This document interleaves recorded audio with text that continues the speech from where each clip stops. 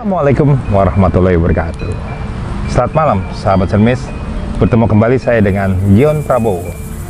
Saya hari ini kedatangan tamu, seorang artis film dan sinetron.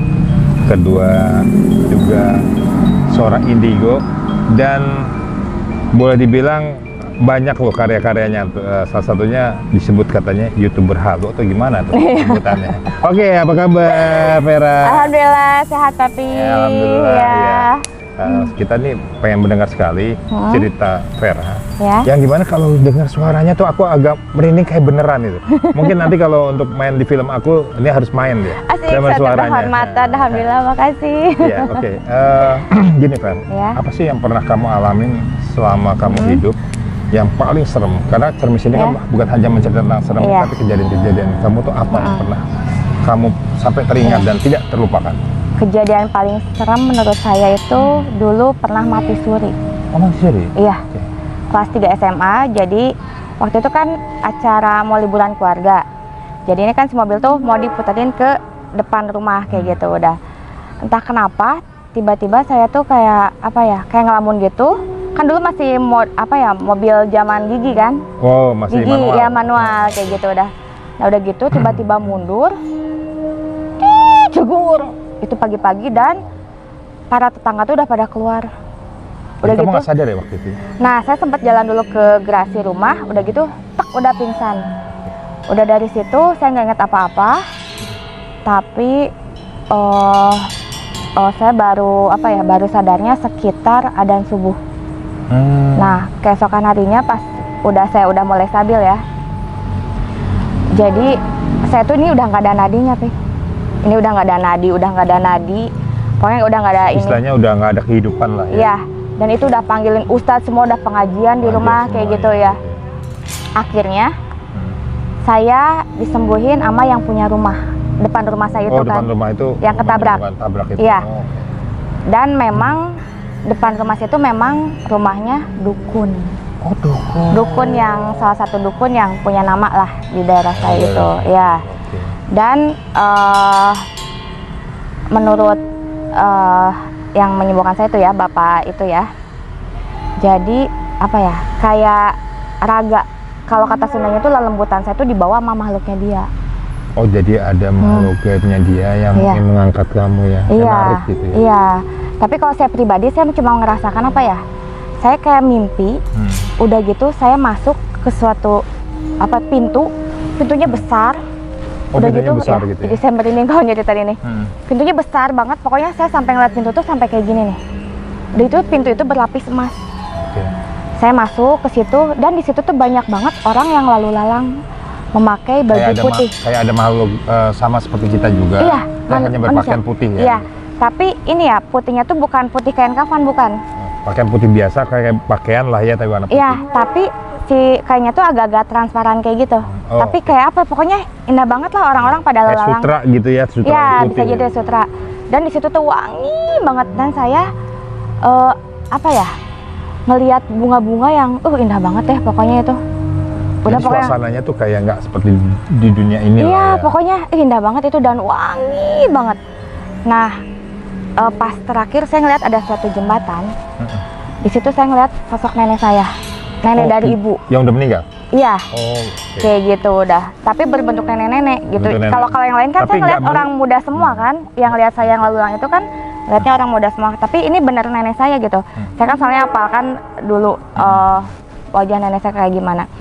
Nah udah itu tuh udah. Tapi kayak nggak boleh gitu. Sama nenek saya tuh kayak nggak boleh gitu. Oh, jadi kayak memberikan isyarat ya? Iya. Kayak gitu ya, udah. Gitu ya. Jadi kayak mungkin belum waktunya. Istilahnya belum waktunya sih gitu udah. Nah udah gitu ya udah. Itu pengalaman saya selamat mati suri kayak gitu. Ada nggak Kak Anes setelah kamu mati suri itu kan pasti ada mengalami hal-hal yang di dalam diri kamu tuh keanehan gitu. Bisa mendengar, melihat sepintas gitu ya. Apa tuh yang pernah? Jadi setelah kejadian mati suri ya? Iya. Jadi memang jadi instingnya lebih kuat. Udah gitu kalau saya memang alhamdulillahnya nggak dikasih bisa lihat gitu ya. takutnya lagi nyetir ngeliat ada yang nempel di kaca kan takut ya. Jadi saya cuma bisa merasakan. Udah gitu si instingnya lebih kuat gitu. Misalnya, oh ini nih kayaknya ada sosok ini gini gitu. Udah gitu kayak misalnya ini orang juga kayaknya nanti kayak dalam hati nanti jangan terlalu dekat nih sama orang ini, pasti orang bermasalah. Tapi selalu benar kayak gitu kejadiannya. Jadi firasat insting. Iya, instingnya lebih kuat. Instingnya lebih kuat itu bis kejadian itu. Terus pada saat ketika mati suri itu berapa hari itu hanya mungkin sebentar perasaannya, tapi mungkin hampir berapa lama di rumah sakit itu? Enggak, saya di rumah. Di rumah itu sampai Di berapa rumah. lama di istirahat? Jadi Nggak kejadian sadarnya berapa hari? Jadi kejadian pagi, adzan subuh saya baru sadar gitu. Jadi hampir sehari setengah mungkin ya. Pagi mau ke pagi lagi seharian gitu. Untungnya belum sempat dikubur loh sebenarnya kalau Iya. Ngeri, Kalau biasanya kalau udah melebihi batas waktu kan biasanya kalau ini dianggap udah nggak ada. Nah itu yang disebut namanya mati suri, bahwa ketika dia dimakamkan, ada dia masih hidup. Iya. Akhirnya meninggal benar di dalam. Itu yang disebut terjadi. Maka ketika orang yang masih ada kemungkinan bisa hidup, itu memang harus dilihat dari aspek medis, aspek yang lain. Iya. Karena kalau aspek medis tidak ada nadi dan sebagainya, itu harus dilihat dulu karena apa penyakitnya. Gitu. Apakah penyakit atau karena tiba-tiba bisa aja kan jantung yang tiba-tiba berhenti tapi gimana gitu kan. Harus ada pengobatan yang sifatnya memang bisa diyakinkan bahwa ini masih ada gitu. Iya. Terus kamu bisa dengar suara sengkingan, ya ini tempatnya di hutan.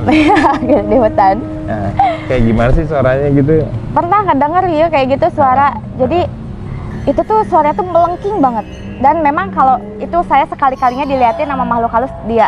Ya, kalau kita sih anak-anak waktu itu lagi di milenial. perjalanan gimana tuh? Enggak. Kalau anak-anak kita manggilnya si tante kalau itu kan. Tante, Kalau Nyai Kun kan agak-agak takutnya si tante gitu. Jadi saya punya teman di Purwakarta. Jadi rumahnya tuh lantainya ada 4 kan. Jadi rumah jadi di belakang tuh kayak hutan gini. Oke, hutan gini. Oke. Tahu kan pohon-pohon petai yang kecil-kecil Petai itu kecil-kecil, kan tahu. di atas. Nah menjelang maghrib saya tuh diam aja gini.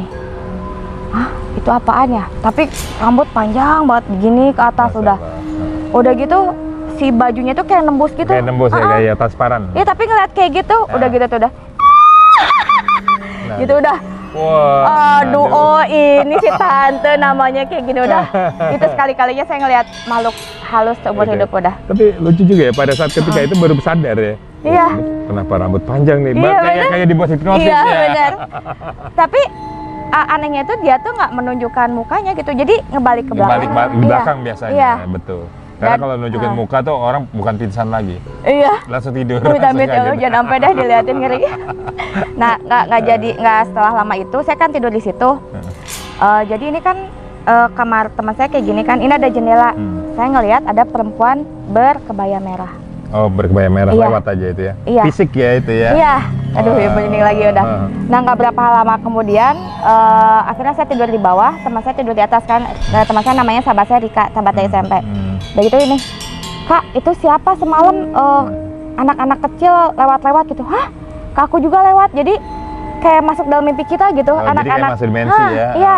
Oke. Asalnya ke atas terus ke bawah. Wah, kata aku ini udah. Emang itu rumah angker banget di Purwakarta. Iya.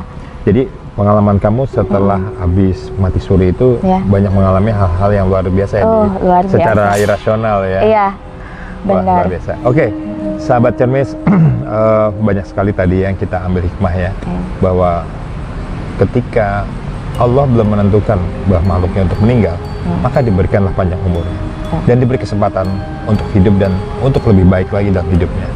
Dan kita tahu bahwa hidup kita hanya di tangan Allah Subhanahu Wa Taala.